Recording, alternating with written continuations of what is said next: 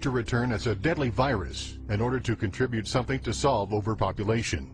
Prince Philip, reported by Deutsche Presse-Agentur, DPA, August 1988.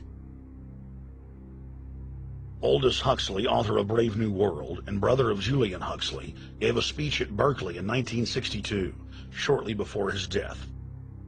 He admitted that his best-selling book, Brave New World, written in 1932, was based not on fiction, but on what the elite were actually planning to implement.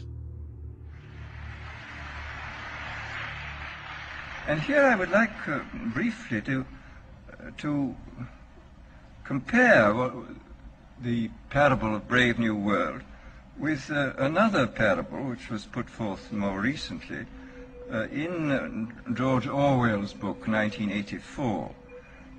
I'm inclined to think that the scientific dictatorships of the future, and I think there are going to be scientific dictatorships in many parts of the world, will be probably a good deal nearer to the Brave New World pattern than to the 1984 pattern. They will be a good deal nearer, not because of any humanitarian qualms in the scientific dictators, but simply because the Brave New World pattern is probably a good deal more efficient than the other.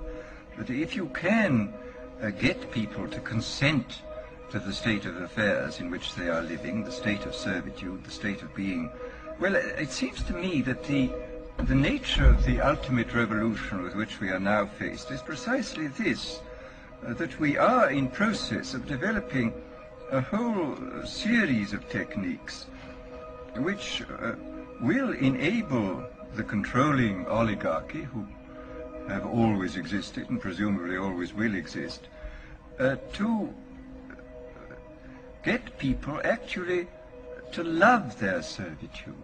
People can be made to enjoy a state of affairs which, by any decent standard, they ought not to enjoy.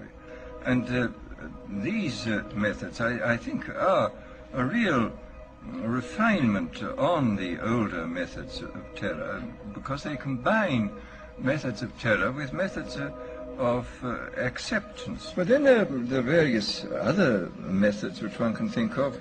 There is, for example, the pharmacological method. This was one of the things I talked about in Brave New World.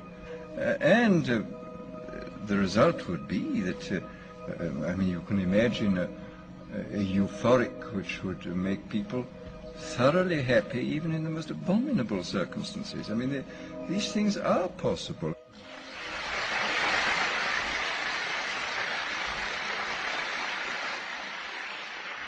The elite have left a